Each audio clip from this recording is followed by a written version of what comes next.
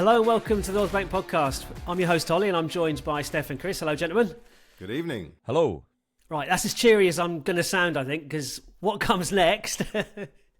we're recording on Saturday evening for context, and we're in the middle of an Arsenal free weekend, which within that context is not a bad thing. I'm quite grateful for the break. However, I'd much rather have been playing in an FA Cup round of 16, whatever it is, tie, but not to be.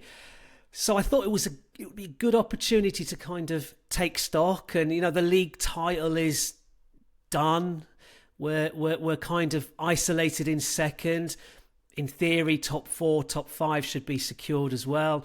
So we are where we are. It's funny. I was just looking ahead at the fixture list. We've got 2 more big games this season minimum, and that's PSV away and PSV at home. Sandwiched in between those, or the meat in the sandwich between those games, is Man United away. When I'm thinking, well, let's rest all our strikers for that game, and we can, we'll need them for PSV away and the return leg. So I'm going to ask you, gents, and I have prepped you with this question. I'm going to ask you, well, basically to answer the question, where's it all gone wrong? And I've seen this one. Yeah, nice easy one as well. I've seen this somewhere else online, and I can't remember where I saw it, but I've broken it into 5 categories, and I want you to apportion a percentage of blame to each of those categories, adding up to 100, gentlemen, if you can. So the 5 categories are, in terms of where do you think it's all gone wrong, who you got to blame, are players, Arteta, recruitment, injuries, red cards. Now, I'm aware that there'll be overlap between those. I've got my percentages. I'll make a note of your percentages. I think it'll be quite interesting. I have got some fantastic corker stats to drop in at various points over the next 10-15 minutes, probably half an hour. Big time. I mean, these are some crackers. Like, I can't believe they're true, some of them, but they are. So I know they're relevant to everything. So I might give you a couple of stats now just to throw it out there. Whether it informs your percentages, you do any tweaks or not is irrelevant. But, so like in no particular order, some interesting stats. Arsenal have used 24 players in the Premier League this season. Same as Liverpool.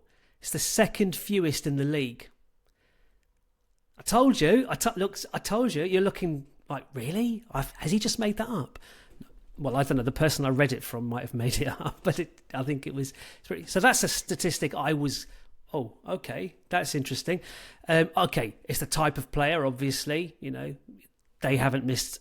At the risk of upsetting all the Liverpool fans who started listening to us, they haven't missed Salah, and we've missed Saka. So the difference in player emission or player use is obvious there. So that's a good stat. How have we done against teams in the bottom half of the table versus teams in the top half of the table when compared to Liverpool? Now, I'm assuming it's done now, and so Man United and Spurs are in the bottom half of the table, whereas you would ordinarily classify those as top half teams. But anyway, so I think this is really interesting. So if you did a table, where are we? Liverpool have played 14 games against top half. We've played 13. Liverpool have 29 points. We have 17. So we've got 17 points against top half teams, whereas Liverpool have 29. Against bottom half teams, we've each played 14. Liverpool have 38 points, we have 37 points. So it's top half teams. Now, the reason I wrote that stat down is because even last pod and previous pods and pretty much throughout the season, we've bemoaned the fact that we struggle to break down low block teams. But that statistic kind of belies that a little bit because... Go on. No, I'm not sure it does. Because I think when you say top half teams, think about the teams in the top half that really come and have a go and play an open game against us. I'm not sure that's many. I just think actually Bournemouth is probably one of the exceptions. But even then, the reason that those teams in the top half can do it and perhaps be more successful at it is because they have better players. So actually, if they sit deep, they've got better defenders to defend. But then when they look to counter, they've got better players to look and counter. I mean, the one that sticks out for me is obviously Newcastle. Newcastle are a fairly good, solid defensive team, and then can be absolutely devastating on the counter-attack when they play Isak, obviously, against you. That can be absolutely devastating, and they have the better players to affect that. And then, I suppose, when you look at certain results this season, it's those draw killers, not holding on against Man City, or withdrawing into ourselves when we played Brighton and had the sending off. Those ones are the ones that grate a little bit. And there's 4 points if we were to hold on right there. That takes us into the 20s. It's a much closer game then. So I think we are still playing low blocks, but it's teams that can transition that much better in the top half, and we haven't managed to circumvent that. And we've got to find a way of doing that in the summer with our summer business. There's no question. Okay, since Arteta started, so since 2020, only Pep has spent more money than us. He spent 804 million. We've spent 647, and Ten Hag spent 613. So it's not, So if you were looking at who to blame, apportion blame to, well, recruitment, directors, the club. Well, we've spent a lot of money. So who's made the decision on the type of player that we've purchased, perhaps? But hang on, we won't get into that. That's for the conversation when I hear your percentages. Mm-hmm. All right, that's that one done. From FB Ref, the guys at FB Ref, I just happened upon. They've got an amazing website, by the way. Like it's like a statistician's heaven. There, it really is. So. We are, and this is going to the goals. I'm not paid for that, but I'm just happy thinking, to take. When your wife is looking at you going, and then she's slightly suspicious at what websites you're on, you're like, I'm on FB Ref. Yeah. Close the laptop quickly. Probably even more concerned at that point, possibly. Why isn't it a woman? Anyway, we are ninth in the league. We're ninth in the league for shots per 90 minutes. Ninth in the league for shots per 90 minutes. We are 8th in the league for XG per 90 minutes. We're 15th in the league for shots outside the area. You've said that, Steph. What was that thing we've just seen? Oh, it was a shot. Yeah, surprised we're that high, to be honest. We're top in the league for shots inside the 6-yard box. Walking the ball into the net is like us. And we are 10th in the league, and this is the kicker. I think this is the key one. We're 10th in the league for shots inside the penalty area. Liverpool are top. Where are you most likely to get the majority of your shots away from? Inside the penalty area. Probably with the highest XG. But, being wherever we are, 9th for shot. No, where is it? 15th for shots outside the penalty area. I'm less bothered by that one. We all love to see a top corner rocket. Of course we do. But I'm less bothered about that in terms of, kind of breaking team, creating chances, really.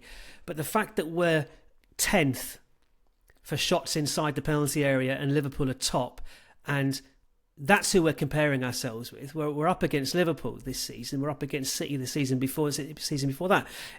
I'm not bothered about where we are in relation to the other big six. It's whoever's around us, whoever's above us, whoever we're chasing, whoever our direct rival is, and it's Liverpool. And that's ultimately that's the difference. They've created better chances, more chances in the penalty area than we have. Now, of course, missing Ødegaard for 8 weeks earlier on the season, missing Saka since December. Didn't I see some stat recently as well that Saka is still the leading big chance creator, and he's been out for weeks. Yeah. We're going to miss that. Okay, I'm actually racing through more of my stats than I'd anticipated, so I might as well crack on and continue. I like it. Talking about rotation, player use, overplaying. When the team was announced for the Forest game, in our WhatsApp group, I said I was disappointed that Nwaneri, or not disappointed, potentially concerned that Nwaneri was starting. And I think, Steph, it was you that was like, well, who else, you know? And I say Sterling, like anybody else. But after the game, Arteta admitted that he was cramping from the 45th minute. And he didn't come off till the 77th minute. I mean, is that not asking for trouble? Like, and so this is my concern. And that concern stops at Arteta's door from that perspective. Slightly, I say funny, amusing, maybe not. And I might have mentioned this in the last pod, Steph. Against West Ham, David Raya was the fastest player on the pitch from Arsenal's perspective in that game. And then at the club, the fastest player. Who do you think the fastest player at the club is clocked? Or is this when they do like stats in training? Tierney. No. I mean, it's not someone you'd think. So I've got the top three. I haven't got anyone beyond that. But the top not three. Sterling then. Sterling? No, he was fourth or fifth actually. I remember him on the list. No, if I just give you it's kilometres per hour. This is Raya was clocked at running at 32.7 kilometres per hour in that game. Now this points to legs being cooked basically, because the fast that's 32.7. The fastest player at the club is clocked at 36.36, and that's Ben White. Second is Saka at 36.32, so they're like neck and neck. And then third is Martinelli at 36.05, I think that is. And they're the three fastest. They're the only three that are into the 36 kilometres an hour bracket. So but I kept saying that the game has slowed down, there's your reason. We've been missing three of our fastest players, absolutely, for a while. Yeah. And if in an entire match against West Ham, your goalkeeper clocks the fastest sprint in the game, I mean, that's concerning. He was where he shouldn't be, yes, in order to do that sprint. But yeah, I'll take your point. He was panicking somewhat. True. It's the way he has a little look at the player as well. And then does a little back heel side Cruyff turn and like sets up another attack. It's like, what Is he a have I striker just seen? solution in the next couple of weeks? Well, indeed. Except we've not got a goalkeeper. Anyway. Okay, so I'm done. That's all. I've put lines through all my stats now, so you're welcome. Join Steph, us next week when Steph. Hello. Apportioning blame. Yep. You can talk me through. I've written them down. Player, Arteta, recruitment, injury, red card. Do you want them in that order, or should I do them in reverse order? Up to you. Surprise us. The least amount of blame I'm going to apportion is to red cards or officiating, because ultimately, sometimes we've said with some of the decisions that we don't necessarily agree with, but the player has given them a decision to make, and frankly, there are other problems, decisions that happen to other teams as well, so that will factor in. Just on that, obviously it's today. It's the no. Am I not going to talk about that? That's in my other news. Well, okay, fine. Anyway, so yeah, that is. And ultimately, sometimes as well, it's beyond our control to a certain extent. So there's not a huge amount we can do that apart from players not kicking the ball away when they shouldn't. So I've put that down at the lowest at 5%. Well, hang on. How about we get Chris to say what percent he's given players? Red cards, and then I can give my percent. We can go across like that. All right then. Sure. Yeah, Chris. I've got 10%. Why? Is that your lowest? That's my joint lowest. Okay, so funny enough, it's my joint lowest as well at 5%. Okay. And it's funny because Arsenal as a fan base have been up in arms about conspiracy theories all season, and here we are, three wizened old men. Because we've been it's through thing all that enrages you, isn't it? And so in the aftermath of a game, you talk about those decisions. When you step away and we have conversations like this, yeah, the wider landscape is that we as a club could be doing more, whether it is the players or the manager or whatever. But in the moment of a game, because ultimately it can turn an individual game. It's as you alluded to earlier, Steph, with the Brighton game. That's a really clear example of what we're talking about here, is that we had enough about us, or should have had enough about us, to make the referee's decision, not irrelevant, but we sort of we yielded far too much after that red card. As absurd as it was, we should have kept more control of that game. So I feel like there is, yes, we can moan about it and the injustice of it all, and the incompetence, Wolves, didn't we? When Lewis Skelly got that ridiculous red card, so. Yeah, which is why I've put it down as a fairly low percentage. Who's next in your... Right, next, at 10%, I've got the players, to be honest, because I look at everyone... When I see people playing and they're not playing that well, there's very few players I've looked at and just thought, well, you're bang out of form and you're just not trying. When I've seen a player not doing very well, I get the impression that it's knackered from the load. Now, that will play into some of the other things that we've got going on sort of elsewhere, but I definitely don't see any lack of effort and, guile. And I don't see any players... I mean, all right, Trossard is probably the slight exception in terms of there's been a couple of strops, we think, and sometimes his demeanour doesn't really help. Sterling... I was going to say yes. Sterling is woefully out of form, but there's again, I'm sure his name will crop up when we talk about a few other things that we're apportioning blame to. But overall, I mean, our defence is still performing at a ridiculously high level. It's just that some players have had to take on maybe a bit more effort because of injuries and suspensions and various things. And ultimately, when we talk about forwards being out of form, they're all forwards that are going to get a certain amount of goals a season, but we're not necessarily got that player who's going to be we should expect to get bags and bags. So apart from Saka, I suppose. Yeah, exactly. I've got no problem with the players. Chris.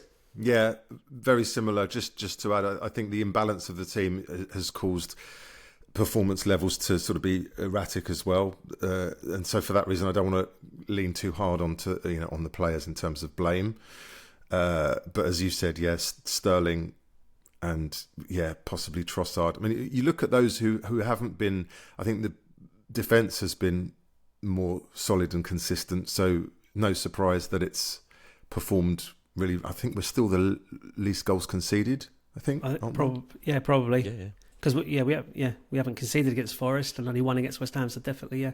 And then moving forward with the obvious, injury to Ødegaard and how that's impacted him, and whether it's, he's having a child and going vegan and all these reasons as to why he's lost a ton of weight. But yeah, there are sort of mitigating circumstances around that. And like I say, the knock-on effect of others being injured and the imbalance of the team. So 10% for me as well on the players. Okay. They're my joint lowest, 5%. I put the players down at. It's funny because I don't lump Sterling into why it's as high as 5%. I don't think he's not trying. I just think he's. This image in my head when he wanted to take that free kick against West Ham, and he was so confident not so confident. He was so determined to take it, and you could see how much it meant to him. He kissed the ball, and that's not for show.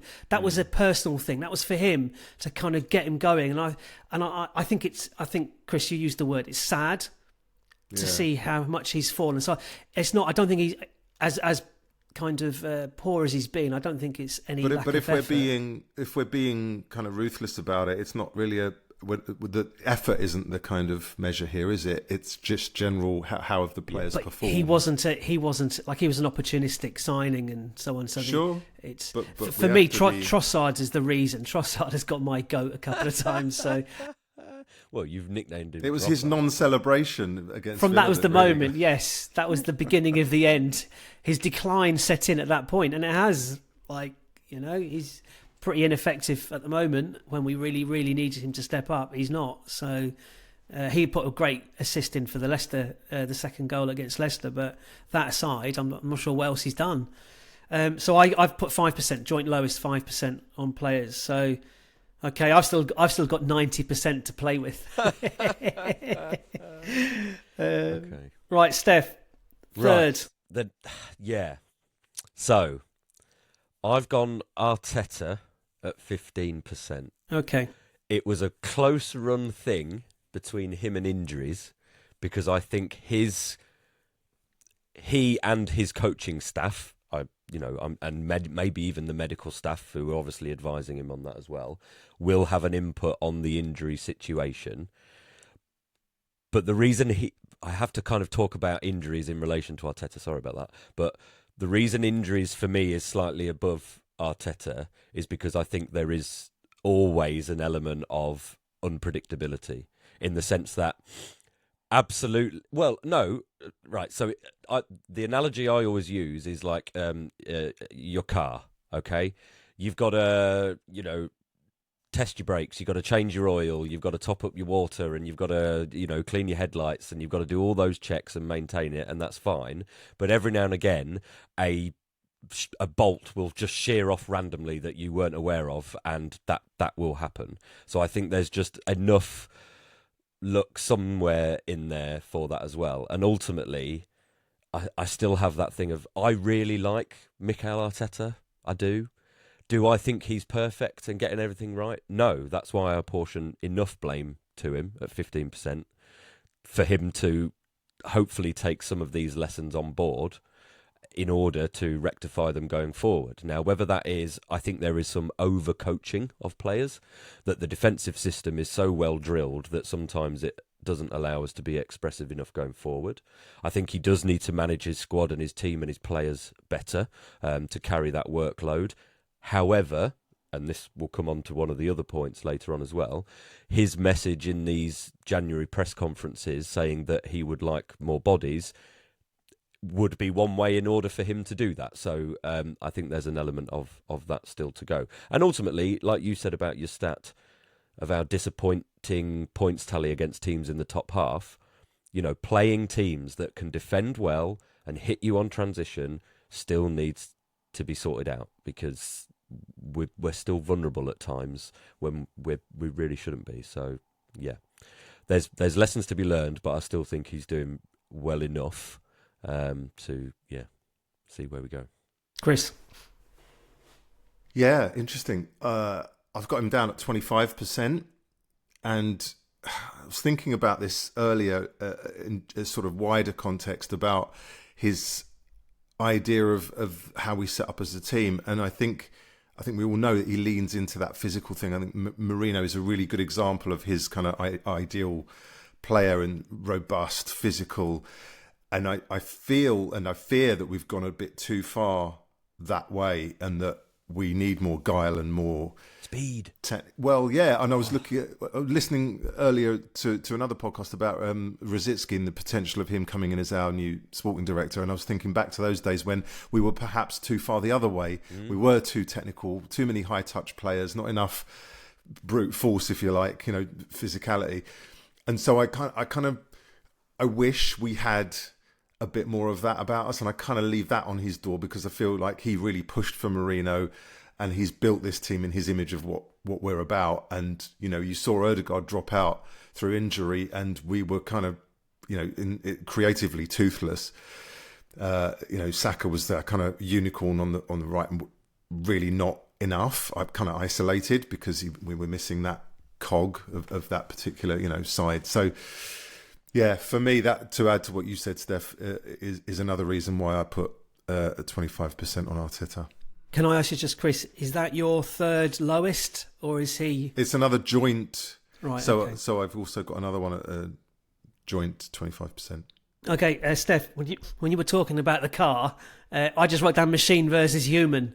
It's like, fine, it's there are, when a human is going to break down a lot of the time because of the level to which they're monitored these days. Saka had 2 mini calf injuries, muscle injuries before the big one. Not calf, muscle injuries before the big one. And everybody with eyes could see that he was being overplayed. Everybody. Nwaneri is now suffering a similar fate. I mean, he cramp after 45 minutes after having had cramp after about 75 minutes in the previous game 4 days earlier. Whatever, it was a week earlier. But still, I don't care if we've got no other options. You have to protect the player. And we've got a bigger game on the horizon that we need him fresh for. But he played him. And he played him for 77 minutes, even though he admitted post-match that he'd been cramping from the 45th minute. I've got Arteta down as... sorry, let me ask you, Steph. What injuries... I can only pick the Jesus injury and maybe Marino's injury in his first training session as the really unlucky ones that have nothing to... was injured on international duty. Yeah, okay, so that's got nothing to do with Arteta as well. But the other injuries, so Havertz and Saka... even just around the squad, Ben White. Ben White was a long-term waiting to happen. Yes, so Ben White, Saka, and Nwaneri, Timber, and Timber was. Any games he's missed is because he's been overplayed. This season. Some of those fringe players, whether it's Tierney, who we know has ended up as a bit of a sick note, and then Tomiyasu as well. So there's enough on both sides for me to just kind of factor it in, because what it should have happened, and I certainly think this now about Nwaneri, is that we're at such a stage with the squad and the makeup of the injuries and everything like that, but we've also had two great youth products come through in Nwaneri and Lewis Skelly, that actually, if we were to throw this Cabia on, or Butler Ode-Yeji, is it? I think, I can't remember. If we were to throw them on, no one would mind. It's fine. And if that takes a few minutes out of Nwaneri's legs, then great. But before that, I think in the run up to Christmas, I could maybe understand the reluctance to do that, and that's where you end up with, Nwaneri coming in and Saka maybe playing up to that point anyway. So, yeah, and it's one of his lessons that he definitely needs to learn. He hasn't learned it, though, because I said, was the start of last season, one of the things I was looking out for was to see if Arteta's learned to use his squad better. That was the beginning of last season, not this season. But it's crap. Then it's you can read the stats the other way. You said earlier that Arsenal and Liverpool have used 24 players and they're the joint lowest in the league. Well, they're numbers 1 and 2. So that probably goes to show that a certain level of consistency of selection helps with your team and the way they play, and the levels that they can sort of attain. It's just about, and this is the Liverpool that have had their own injuries. They've had Alisson out, they've had Konate out as well. So, well, it worked for us last season, didn't it? And we've had 2 years really. Well, Saliba cost us, didn't he? Apart from the Saliba one, of exceptional injury records, to be honest, last season. And even the Saliba one, when you look at the whole squad, to have, yes, it was key and a terrible moment for us, the one before.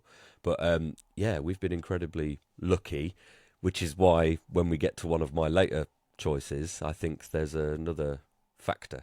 Well, I've put him down at 20%. So you've got 15, Steph. Chris, you've got 25. I've put 20%. He's my second highest, though. I've got another joint lowest one that you've not mentioned yet. And again, I echo everything that you said to start off with, Steph.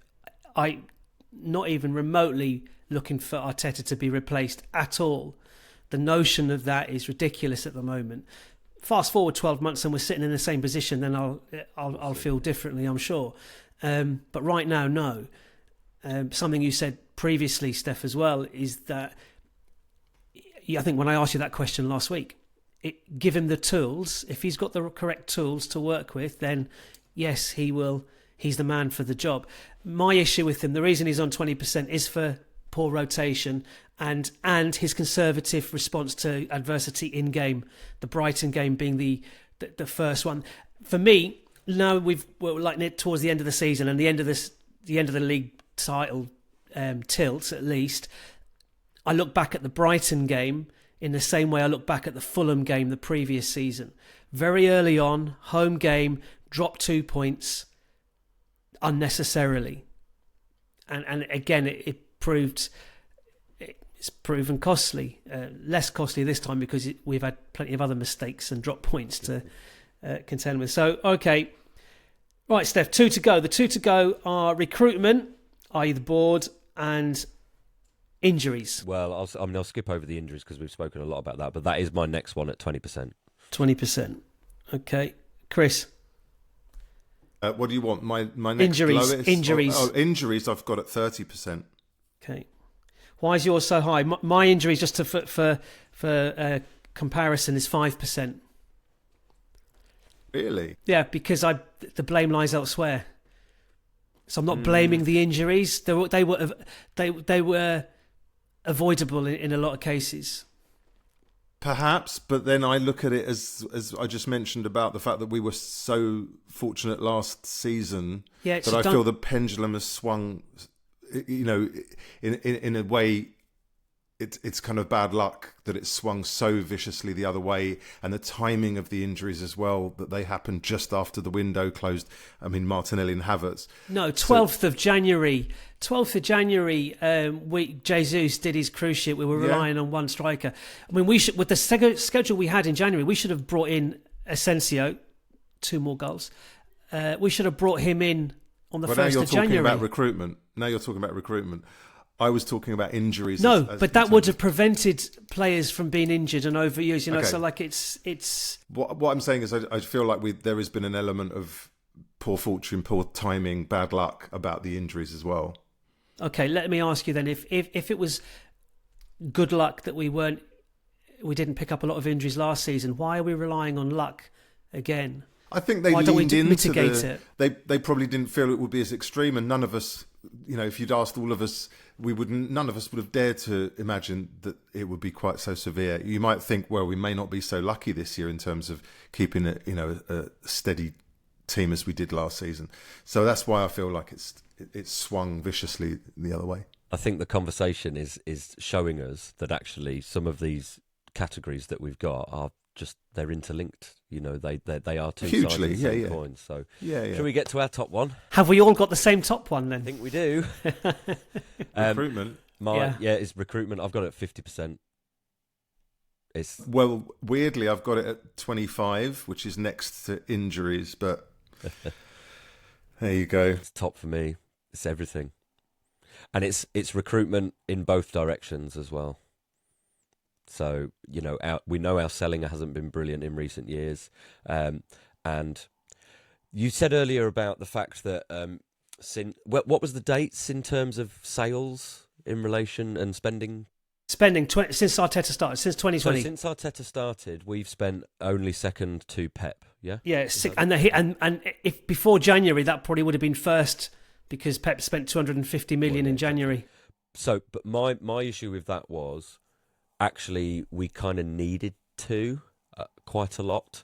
That when we catch up. There was a little bit of a catch up element to it. You're absolutely right, and that money spent has got us to so close, so close to winning the title and having a good run in Europe. Very disappointing domestic cups recently, but it has got us up to that level.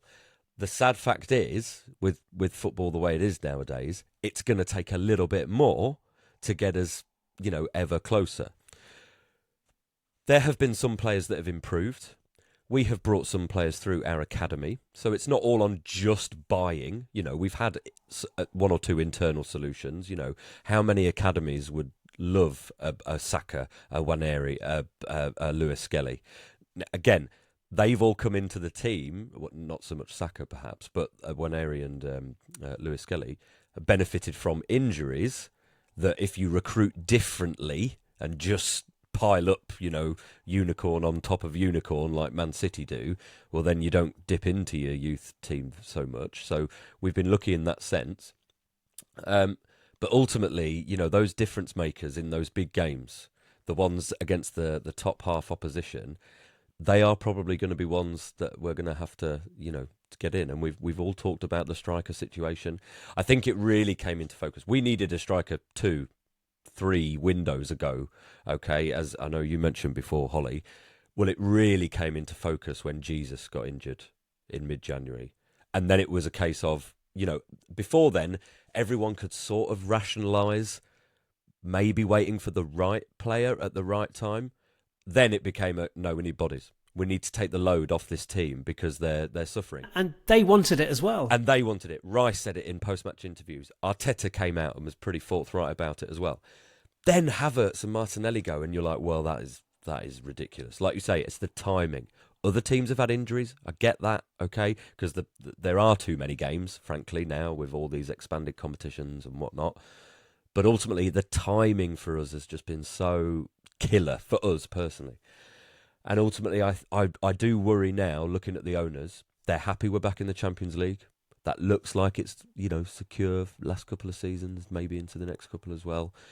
Do they really want to put their hand in their pocket just that little bit more to try and get that title? Are they really that bothered? Are they defined by having the trophies in the cabinet? I'm not sure. Their other teams are winning. And that's what I thought. That's when I thought, when Josh Kroenke started to become the face of KSE a little bit more and was a bit more outspoken, and like you say, it also reflected an upturn in their American franchises actually winning as well. I thought, oh, okay, maybe that, they see that one thing kind of leads to another. Actually, yeah, getting in a certain competition or going late in the, NBA playoffs or the NFL road to the Super Bowl or whatever it is, maybe that's fine. But actually having the trophy really is something, it's so much better for commercial success. And I hate talking in those terms of football. We just want the glory, but that's the way they think, isn't it? But no, I don't know. Maybe they've realised how much it's cost them to just get this far. But the issue is, fast forward 12 months, and if we are sitting in the same position, we're not going to hold on to the players who've got us into this position. And we have peaked already, as I've heard someone suggest that we have peaked already. We've missed our opportunity. Our time has come and gone. I don't believe that. But that will depend on what happens in the summer. That assumes that. I don't think in terms of age and profile of players we've peaked. I just think, as you said, if the morale drops and people start, looking elsewhere, then that's a problem. But also look at our opposition. No one expected a drop-off like Man City have had this season. By the way, they're still in top four, only, 8 points behind us. Mm-hmm. And they could still go on a run. And no one really expected. I mean, Liverpool did well last season and then fell away. Well, they've got three big players with contracts coming up. Salah's now 30 plus, Van Dijk, and then Trent Alexander-Arnold, who everyone I think see as favourite to perhaps leave.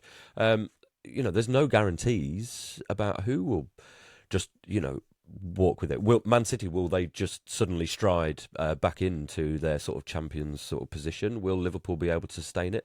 No one knows.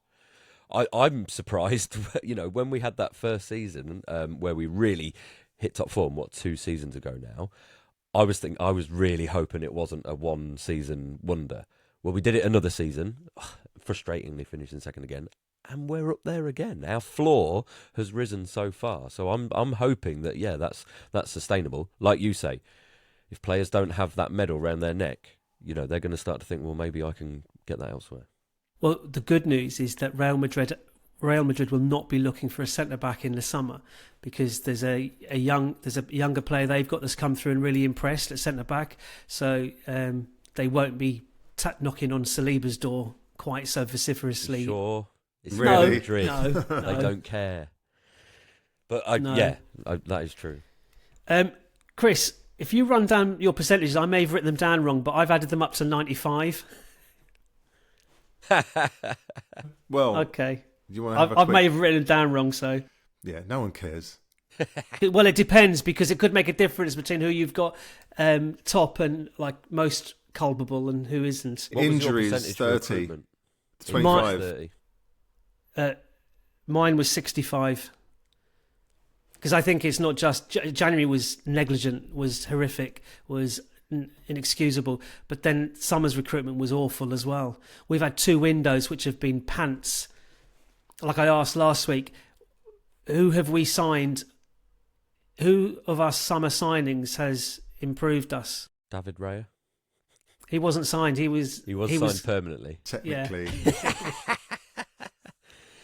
But yeah, we know it's the forward line. It needs more variety. It needs, a difference maker. Yeah. So recruitment, the board, and again, it is a case of jury's out. Let's see that question you posed. Do they want to be winners in this country? Well, we'll find out. Another thing we haven't mentioned is the Edu situation. Whether that was a case of him not being happy or the club not being happy with him, no one really knows. But it's got to be a destabilising factor in everything, because they seem to work so closely, him and Arteta together, and he was part of getting us to where we've. It's like echoes of David Dean leaving, isn't it? And how that disrupted the chemistry between him and Wenger was so strong.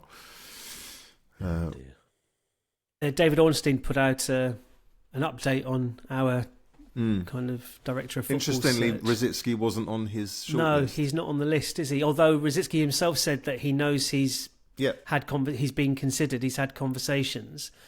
I as much as I would love Rosicky, I want the best qualified person for the job. I like the fact that Edu was a former player, but that is not important for this position. I totally agree. You can't be led emotionally by an appointment like that. And you need someone who's going to challenge and not be a kind of yes man to Arteta either. And that's the issue with Jason Ato, I think, because he's been...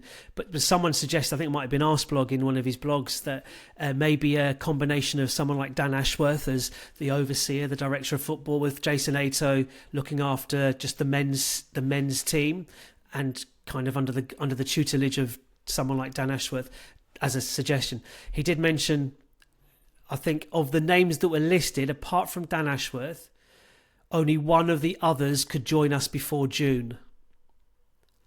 I can't remember who that was and what club they'd come from. Given the state of this season, is that going to be a massive problem? There's no transfer market to be had anyway. So no, but do the groundwork now. Yeah. Can they not be doing that anyway? But they're doing it for their own clubs. All this stuff will be going on. They'll leak stuff about them joining in June, and then people will know that when they meet them, they can have a little side conversation with them. Well, no, I think the announcement will be made in March. That's what Ornstein said. They'll confirm that appointment by the time this month is out.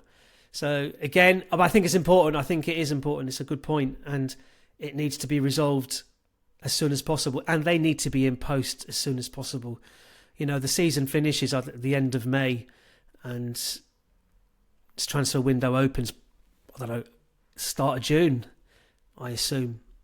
But you don't want someone just getting their feet under the desk on the 1st of June. And they've got a lot of contract renewals as well. And I was going to say that it's not, we can sit here like, classic football fans and just go, we just want a shiny new toy that we can sort of play with. Well, actually, it's sorting out stuff internally as well, because, like you say, we've got players' contracts that will need renewing. And if, 90% of the groundwork for someone like Benjamin Sesko has already been done. So, in theory, there shouldn't be a huge amount to do with that deal. But, that's if it goes ahead. I've heard some people say that it's pretty much done and dusted. But you never know. Like Zubimendi, that was a weird report that came out saying, no, he's definitely coming. But now what? Yeah, where is he? The latest one was Kimmich at Bayern. That keeps coming up, and I'm sure that is just Kimmich and his agent using leverage bait for a new contract. Yeah. He's now over 30, so he wants 3 years. He wants Exactly. 2028 contract. He'll end up staying at Bayern, pretty sure. Yeah, I bet. They tend to, players at Bayern stay there, don't they? It's like, but again, I'd have him in midfield on a free transfer, although his wages would be quite substantial. But considering Partey's probably going to go, I'm not sure. And Jorginho. So yeah, I'm not sure. Yeah. Anyway, so we'll have Max Down in there anyway next season. So he's legally allowed to play. Right. Okay. We have got the small matter of a Champions League tie against PSV in Holland on Tuesday, 8 p.m. kickoff, with the return leg a week later. I just had a little bit of a look at how they're doing. They actually lost tonight 3-2 away at Go Ahead Eagles. They're sitting... Yeah, I'm just laughing at the name. Some yeah, great Go names Ahead in Eagles, football. yeah. How does that fit into a chant? Anyway, they're sitting second in the Eredivisie, 5 points behind Ajax. Now Ajax have a game in hand. They're on an awful run of form, though. That's one win in the last 7, aside from beating Juventus 4-3 over 2 legs. But they've only won one of their last 7 games.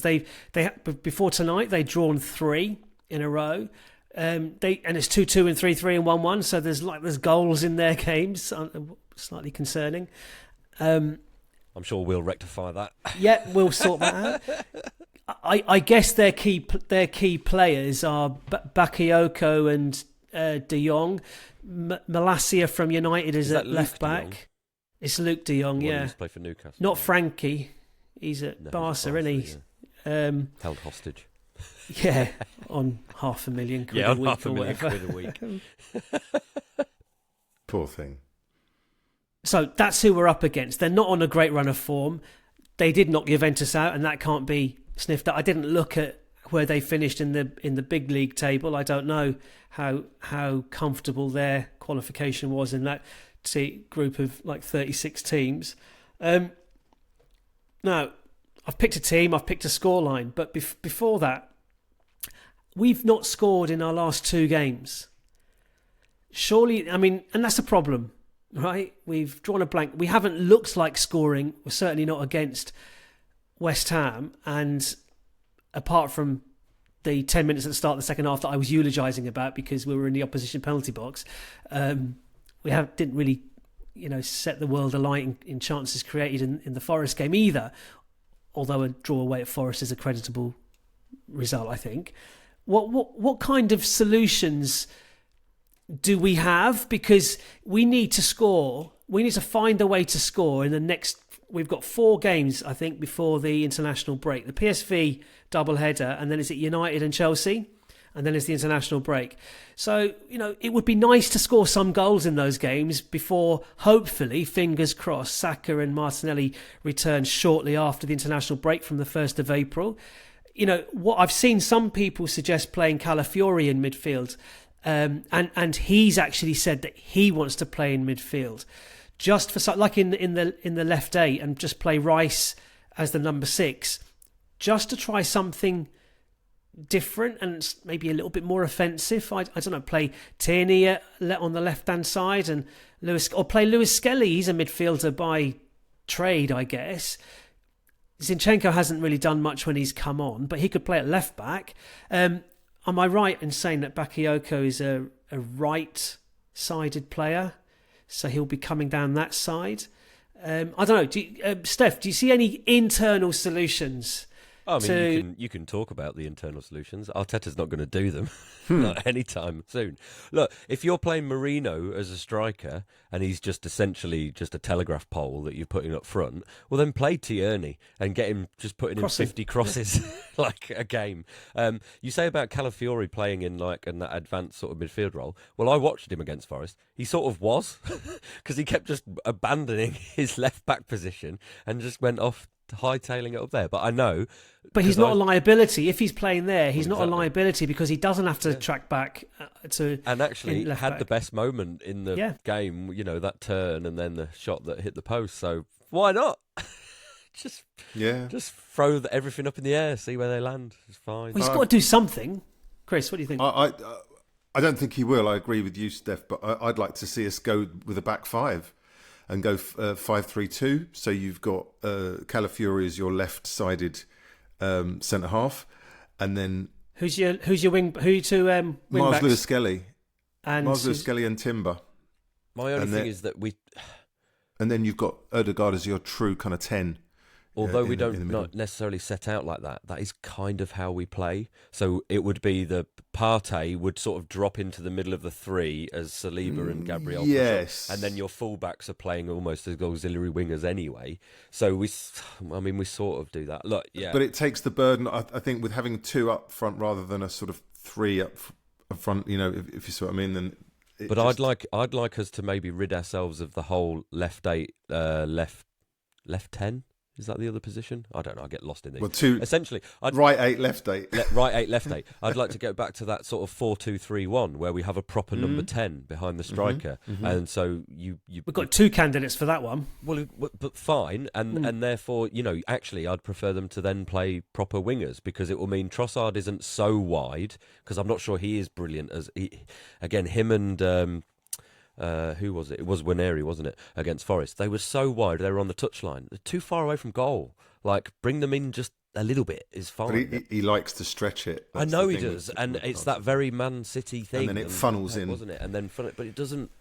I don't know. It's not... Well, it didn't work. Nwaneri was isolated out on the right against West Ham as well. And it's all getting a bit predictable in terms of everyone knows how we set up. I want Odegaard, central, proper number 10. Okay, so on that then, Steph, who's your starting 11? Raya in goal. Back 4, Timber, Saliba, Gabriel, Lewis, Skelly. Midfield 3, Odegaard, Partey, Rice. Front 3, Nwaneri, Trossard, Sterling. I've gone exactly the same, just had to say that. So Exactly have the same. So none of us have gone for Marino. No. Yeah. No. And ironically, perhaps, I think this is the one game where we don't need to score. I feel like I'd be delighted with a 0-0. Yeah, Sorry? so I was going to ask you that. How do we approach it? Playing into our strengths. Do we have a choice? We can afford a away game. The onus is not on us to take it to them, and we can't really take it to them because we don't have that. That's not our to our advantage. We have to play a good, solid defensive game, frustrate them, and then. Hate to say it, but set pieces are going to be kind of important to us, and I'd be delighted with a 0-0. Really? Is that your score prediction? Sadly not. I think we'll go down 1-0. Oh, you've got us losing. Oh, Chris, what's happened? Yeah. Dear, you're a beaten man. A gut feel. You know how when we lost to Milan, but with that dubious penalty, in the group stage, I just feel it's going to be one of those games where we're kind of not, we're doing okay, but we just get unstuck with one goal, or a freaky goal, deflection. Our confidence isn't great. Like, we are a little bit short. Go on, Steph. Holly, you said Chris is a beaten man. Could you remind us of your Forest prediction, please? I said we'd lose 3-0. Because you were a beaten man. I was beaten man. Yeah, exactly. Ask me now what my prediction is for Tuesday. What's your prediction for Tuesday? I say we win 1-0. Okay. 1-0 to the Arsenal. Who's going to score, Holly? Own goal. The ref. The ref, yeah. Where's he from? I've got us losing 1-0 as well. Good. Sorry. I am the jam between this. Like I said last time, miserable sandwich. It's going to be 0-0 then, isn't it? Where are the goals coming from? Yeah. I've only got a score in one. But like I said, we don't need to. So maybe that's something to hold on to. The funny thing, I read a report on the BBC website from Neda Manua, who's one of their pundits who used to play for City, and he said Arsenal have got to think now because most people are accepting that Liverpool really are in an untenable position of winning the title. So he said for Arsenal now, the important thing is not where we finish, but how we finish. And I think those games, forgetting maybe about this March where it is kind of like just trying to survive, when Martinelli and Saka come back, any kind of injection of positivity we can get in those last run of games, because the worst thing would be for this to really spiral and then to go into the summer with too much dejection. Because actually, what we could do, we could get this mourning period of, the title getting out of our hands out of the way, so that towards the end of the season, okay, yes, I know it's going to feel slightly meaningless, but, if you can end... Well, if you can end... What are the first 2 games of the Invincible run? Well, Well, this is it, isn't it? Okay, it's about you finish with a couple of wins and just players back fit and going into the summer and going, okay, right, when we're back, we go again. That's psychologically, that's where we've got to get to. To that point, I thought that was a really good point by him. Football 365 do often. I mean, they wrote this mainly about Liverpool prior to Arsenal coming on the scene. That it's so psychologically relentless going up against the machine that is Man City that it takes its toll. and you just cannot keep going and going and going, and that's what we're suffering this season. That 2 seasons where, I mean, again, we see it, we know it as a fan. I think, Chris, you certainly said relief after we lost to West Ham, because we can stop hoping. And when you're like me, and it's what game in the season was Brighton? What game number was it this season? Which 3, one? 4? Brighton at home. Early, At the wasn't start it? of the season. Yeah, It was 3. 3, right. I was crushed because we dropped 2 points in the 3rd game of the season. What game was the Fulham game last season before? I think it was the 4th game. Yeah. I was angry that we dropped 2, because that's what Man City do to you. Yeah. And the players feel it as well. That's why the players celebrate. That's why the celebration police are on our case, because the players know that every win is crucial. So when we get a 97th minute winner, it's not just a 97th minute winner, it's another game we haven't dropped points in up against the behemoth of Man City. So maybe this, so football things I like kind of proffer that this season is like the reaction to that, but we will kind of collect ourselves and recharge. We haven't got an international tournament in the summer, so players will get a break. Man City have the club thing, and Chelsea have the club thing. Chelsea have an international tournament in the summer themselves. That's weird. And yeah, so I mean, I'm assuming our summer transfer business is to my liking, and I'm feeling confident about next season. You know, definitely. And you're absolutely right, Steph. Ending this season is important. You know, the way we end this season is important. We need to. I mean, our last 3 games are Anfield, Newcastle at home, and Southampton away. So, are we going to do the Guard of Honour? As Liverpool have won the league by then, won't they? Possibly. I've got to go to that game. I forgot about that. Oh no! Unless, of course, Liverpool capitulate between now and then. Yeah, be awful if Salah twanged a hamstring, wouldn't it? Too late for that. Yeah. It's too late for that. Anyway, we've done all the teams. We all picked the same team. I suppose we have got a dearth of players to pick from. And so we can't be annoyed at Arteta, really. No. Well, no, it's his fault we're in this position. That's my thing. Our score predictions are quite similar as well. We've all got 1 goal in the game. I've just got it for us because I'm not a miserable git, and you two have gone the other way. Chris, I'm going to have to sit down and have a real kind of process this moment that you've predicted us. I don't know. I think my world is not right now. Did you want to say something, Steph? No. Okay. So look, I as I kind of thwarted you earlier, in other news, I've been enjoying my football Arsenal football 3 weekend, but I did switch on the telly, and it was on BBC One when it came on, and there was a player down injured, so I just rewound live TV and I just let it play, and oh my god, and I don't know, was it Jonathan Pearce, and it sounded like Matt Upson, I don't know who was on commentary, I should look it up. I was confused because what I was seeing didn't match what they were saying. I genuinely, and I'm glad, I went straight onto Twitter and there weren't that many comments coming through at that point. It is. I remember. Do you remember what World Cup? Schumacher and Batista. Was that 82? It was the worst for me. That's the worst challenge Assault. I think I've ever seen. I can't believe they were still showing it. I mean, when I messaged Brutal, you guys, yeah. I messaged you guys and I said he's literally tried to remove his head from his body. It was horrific. And I looked and I didn't know who the referee was because I'd literally just turned it on. Not even a yellow card. Not even a yellow card. It was Michael Oliver. And then I looked and I thought, you're joking. So Michael Oliver, the same Michael Oliver who thought the clip from Miles Lewis Skelly on Matt Doherty was serious foul play 3 weeks ago, saw that, and his view was like unblocked, unimpacted, unhindered, about 6 or 7 yards away, and he thought, okay, free kick. He could have killed him. He literally could have killed him.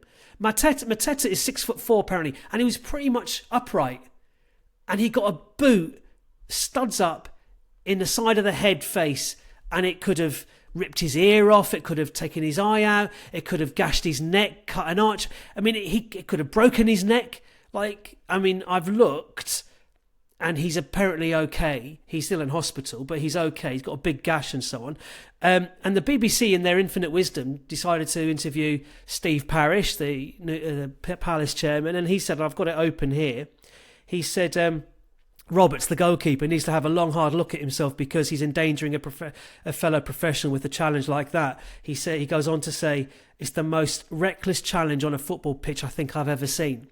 And I would absolutely concur with that. And the BBC commentary team should be ashamed of themselves. They played that down. Like, they were even debating at one point, as it was going to VAR, or he might be in trouble here. I'm like, the guy should be sentenced for that. I wonder if what's at play, especially with the commentators maybe not playing it up, is after Michael Oliver received death threats and the way that some of the I know what you're going to say, but because I don't necessarily agree with it, but I wonder if they try and play it down so as to not make the referee the main sort of target for the ire. Now, that said, and you do wonder also, and there's a few things going to play. Michael Oliver's been arguably the referee under the most scrutiny over the last few weeks because of his, frankly, incompetent decisions, which obviously he's brought on himself, but he has been under a lot of scrutiny. So from a human point of view, you wonder if he's just shit in the bed and kind of freaking out and just like freezing in that situation. At which point, you've then got to question why there isn't more of a duty of care to maybe take him out of those situations. Stick him as the fourth official for a couple of months and just let him kind of, take the spotlight. Would that not accentuate the spotlight when he does come back? No, possibly. I saw Troy Deeney in the studio. He's probably our best referee. As long as the pundits keep spouting that nonsense, he's that's not damning with faint praise as well, isn't well, it? They said because VAR were there that he just thought, well, I don't need to make a decision here. VAR are going to pick it up, so I'll call the free kick. Which is ridiculous in itself, because VAR isn't there to referee the game. Absolutely, it's there to just make up for your obvious errors, and that was an obvious error. It's ridiculous. I couldn't believe it when I saw it. I mean, I was like aghast at that challenge, and again, a 3-match suspension for that goalkeeper. You know, goalkeepers do come out and they do straighten the leg a lot to kind of. I'm not buying. He had intent. There was no need for him to straighten his boot like that. It made more sense for him to go up for it as a header. Well, he'd already got contact with the ball, and then he extended his leg. Like, he went to harm him. Like, I'm sure he didn't mean to hit. Well, I don't know. I'm not even saying that. Okay. It looked to me there was intent there, and it was because he's a keeper that plays for an unfashionable football club perhaps, and he's not in the Premier League and he's not in the limelight. And the old underdog kind of story, the FA Cup and what have you. Maybe that they didn't want to go in hard on him, but that was a shocking challenge, and he should not play again this season. Yeah. Like a 3-match ban is not. If Mateta plays again in 2 weeks' time, the 10-day concussion thing, and his stitches, like the wound is okay, that's irrelevant. The guy could have sustained career-ending injury at best. It could have been a lot worse. It was horrible. When I saw his... And when I didn't even give a yellow card, when I saw his head like flip back like that, it's like you'd imagine that would be an injury you'd get in like whiplash in a car accident. It was horrible. Like, it was... very few things you look at on the football pitch, and I winced, and I was like, I can't believe they kept showing it again and again and again. Like, it was... If you were his family, watching that and you saw his head do that, you'd be like really concerned about his. There must have been this collective kind of like not really understanding what it was, because when we had a couple of players obviously go down with heart attacks, we've had players break their legs, and as soon as that happens, cameras cut away. So no one must have seen it as bad as it perhaps was. Just weird, isn't it? I mean, I didn't watch it because football's dead to me this weekend. So. You did say, "Why are you watching football?" Why are you watching football? Because I don't want to mark my books. That was a quite honest response to that. Have you seen it? Have you seen it since, Chris? Have you seen it? Yeah. It's grim, isn't it? Horrific. Yeah. And funny how referees have seemed to have kind of glossed over these violent incidences all season, but prefer to be pedantic about the kicking the ball away incidences, and much more important. Yeah. Where their primary objective surely is protecting the players on the pitch. Yeah, you've just reminded me of the new rule coming in next season for goalkeepers. Can't wait for us to get a keeper sent off for that in the first few weeks, and then for it. Well, we'll concede about 10 corners in the first game, and nobody else will. Yeah. It's like you just know it. They're already supposed to manage them, aren't they? Like in terms of, but now look, consistency, fine, implement it. I'm all for. Ensuring a goalkeeper releases the ball within 8 seconds. I'm not a problem with that, but like enforce it. I mean, it's a difficult one to enforce. The crowd will be counting 1, 2, or 1, 2, 3, 4, 5, 6, 7, 8 because 1 Mississippi, 2 Mississippi. Someone should be there with a stopwatch live in the game. Let's end on a slightly, because it's been pretty doom and gloom Eeyore for the Arsenal fan over the last couple of weeks. But Steph, you've got in other news, which is a little bit more light-hearted, isn't it? Well, I've got a couple, but I assume you want me to talk about the fact that I went to a book event legend featuring Nick Hornby the other night. So he was in conversation for an hour about his writing and his career, and then did a book signing at the end. So I took my copy of Fever Pitch along, and he was very good. Obviously, he talked mostly about the writing process and all that kind of stuff, but there were a couple of sort of funny moments where he was talking about football. One of them was right at the end. The guy who was running the interview sort of said, well, there are these other events on, there's these other writers coming, and he said, and we're having Simon Mayo, and he looked at Nick Hornby, and Nick Hornby went, Spurs fan. And the interviewer, who I'm not sure how much of a football fan he was was like, oh sorry. So he's like, and Nick was like, oh no, now's a good time to talk to a Tottenham fan. And then when I was getting that signed outside afterwards, I sort of chatted to him and said, I'm an Arsenal season ticket holder. Were you dressed in a full Arsenal kit? Yes, I had socks on and everything. No, of course not. But I did sort of let him know. I said, I'm here, I'm an Arsenal season ticket holder. And he looked at me and he went, because this was a day after the Forest game, and he went, did you watch that last night? And then just rolled his eyes. Just like, yeah, he's you're kind of fed up with it. But interestingly, he sort of said that he's almost more disappointed about the Champions League run being affected by our injuries. He really wants us to go on a run in the Champions League. That was his thing. He says the league is what it is. It's great, but yeah, he's hoping we can scrape through and see where we go after that. Well, Real Madrid lost this weekend, didn't they? So yeah, they did, but they've got that aura Champions League, haven't they? So, yeah, and we've got to get past PSV. Well, with you, as far as you two are concerned, that's not going to happen. No, but two legs. It is, yeah. What, we're going to score in the second leg? Yeah. Okay. Wait for my predictions. No is the answer. Yeah, so that was good. And did you have another one? So the other thing I've got, there's only two things. One is on our prediction league, because I've been keeping a tally of these.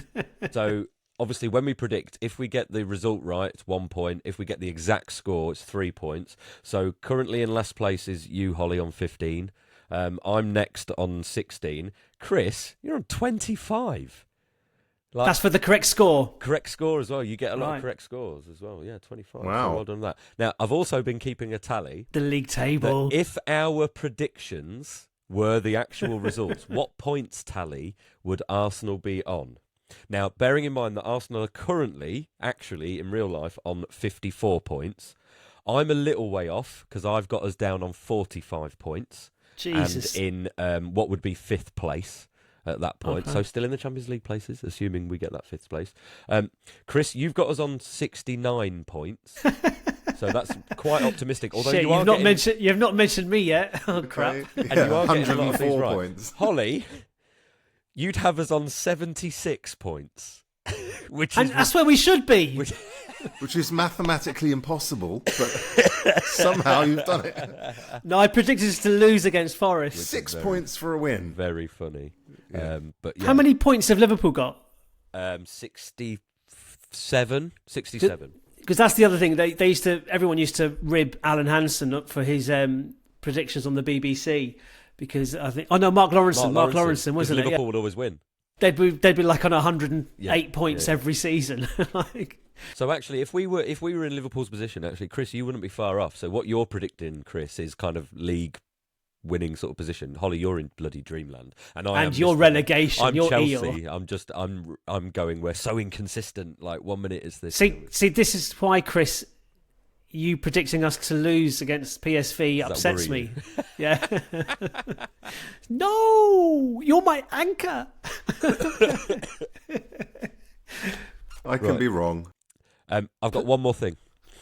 So our under-18s played FA Cup match against Man United yesterday. Sadly, they lost in extra time, 3-2. Pretty good game. Great clip of Max Dowman, you said, our young player who can legally play professional football next year, with a mazy run through the Man United team, ended up getting fouled for a penalty. It was all very good. Took the penalty, scored the penalty. Took the penalty, scored the penalty, yeah. So he's got some... and it was at the Emirates as well, so that's obviously good experience too. But it got me thinking about young players. So I've got a tiny little quiz. There's just 3 elements to it, okay?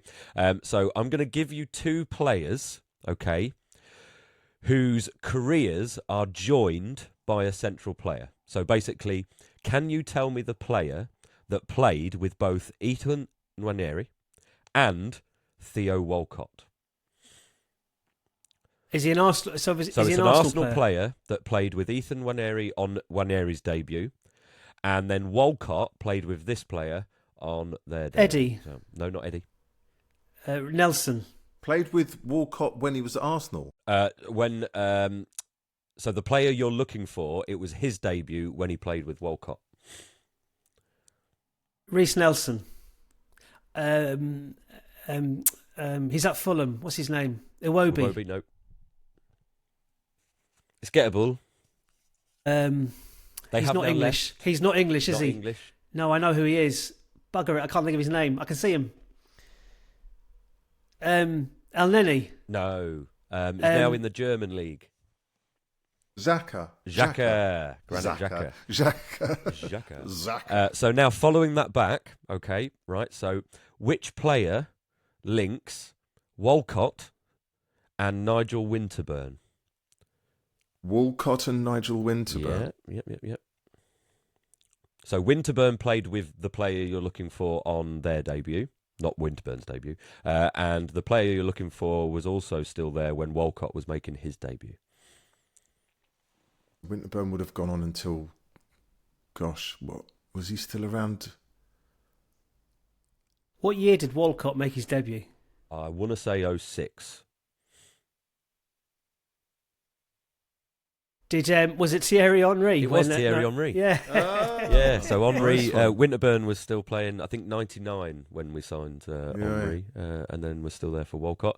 Right, going back one more. Bloody hell. Okay. Oh, no. This is the last one. I did then go another step, but it would have been ridiculous because we were into sort of like post-war. Ted Drake. And Cliff exactly. I had no idea.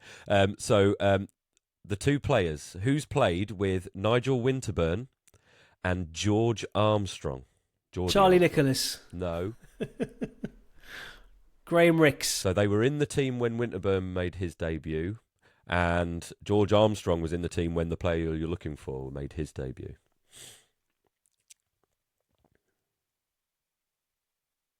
And it's a long time span. I mean, that's like 75, 76, isn't it? It is. You're exactly right. I was born, but I was 2. Yeah, but not by Winterburn. We signed in, what would it have been, 88, 87, something like that. Yeah. O'Leary. David O'Leary. Well done. Hey. There you go. Look at that. Little timeline of Gooners. Young Gooners. So O'Leary coming through, young Walcott and Nwaneri. Yeah. Lovely. And Max Dowman's the Very next good. one. Yeah. And that clip, by the way, it wasn't just that one Maisie dribble. No, he tore them a new one. But apparently he got a really rough treatment from the United players. Remember, he's playing 3 years above his age there. Yeah, he embarrassed them. Yeah. And they were letting him know, and the referee was letting them get away with it. He got booked, I think. Well, Nwaneri was, because I looked this up, was 15 years and 181 days. So, and the fact that Arteta has referenced the fact that he would like to have maybe got him in the matchday squad but can't, tells me that we could be seeing him, sooner rather than later. He might break Nwaneri's record. Well, I don't think he can, because he won't play till August. He'll be older than the 100 and something days, because I think is it New Year's Eve his birthday is. Couldn't tell you, I don't know. I think he turned 15 on New Year's Eve. Well, it's just before New Year's. Anyway, right, that's good. Thanks. And much better way to end a podcast. Hope for the future. Ooh. Okay, well that's great. Thanks for the chat. Thanks for listening. Thanks for watching. Have a great few days. Enjoy a few days without Arsenal, and then we'll reconvene after PSV away to react to a 1-0 win. Thank you, gentlemen. All right, cheers, guys. See ya. Bye. Cheers. The North Bank, an Arsenal podcast. Subscribe, rate and review on your app, and find us on Twitter, Instagram and TikTok at NorthBankPod. Email hello@thenorthbankafc.com and check out our website, thenorthbankafc.com. Produced by The Podcast Company.